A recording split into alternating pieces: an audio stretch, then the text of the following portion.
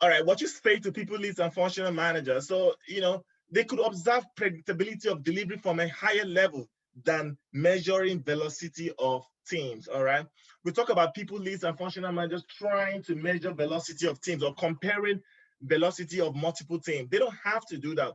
If they are looking for predictability of delivery or they want to see how frequent deliveries are, they could scale it up and look at it from a higher level. Look at it from, oh, what are the committed versus completed, or look at the cumulative flow diagram. If it's a Kanban team or maybe a sprint report that doesn't show too many information, just shows the committed stories pulled out of the sprint and stories not completed, they can observe predictability from those. Or they could look at the sprint review report and look at the kind of work, the issues, the tasks that you guys are demoing to your stakeholders, rather than measuring the velocity of comparable teams. All right. So you have those kind of conversations, intentional conversations with them, and then they'll begin to understand.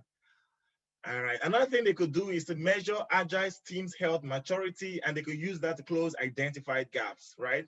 So as a team's health assessment, that too many teams' health assessment are everywhere. They could use that to measure the team's health.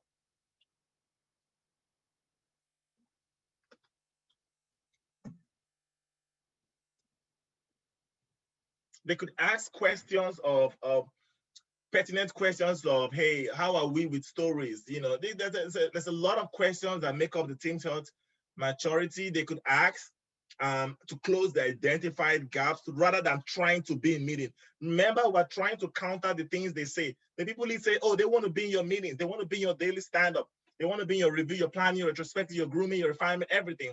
They could measure, you could give them a copy of the team's health maturity, and they could use that to have a sense of where the team is at, rather than attending those meetings and creating an imbalance within the people in your team.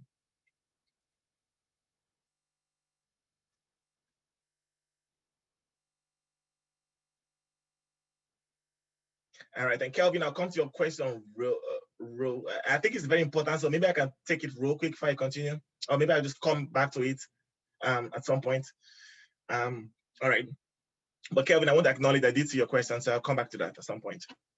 All right, what you say to program and portfolio leads, all right? There's a lot of things they could do rather than trying to unbalance the team, right? They could conduct trainings and education of Agile communities of best practices within your organization.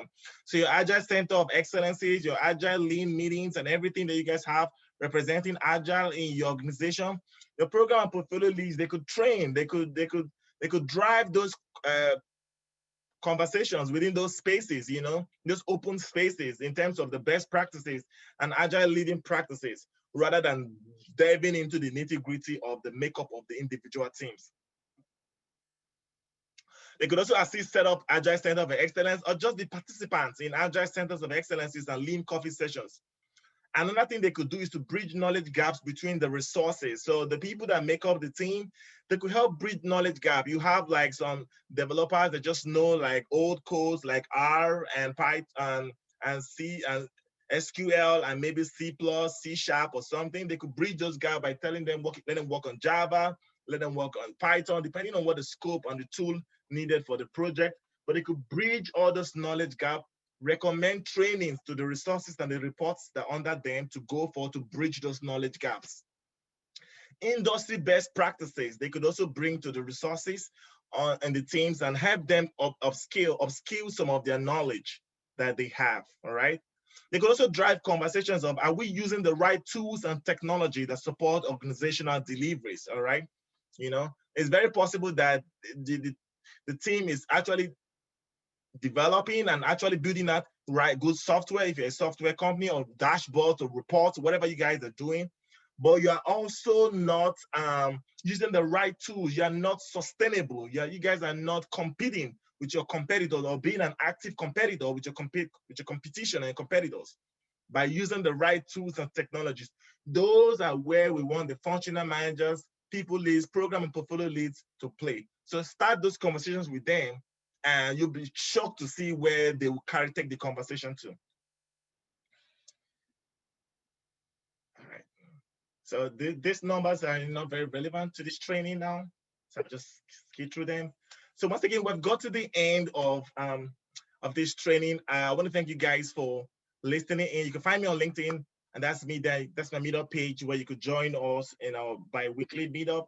I want to say a very big thank you to people who made this a success. Medium.com, Onyinye Wegbe. Check him out. His name is Dela Baba, Unique Agility and Scrum Masters of African Descent. And that's the end. Thank you.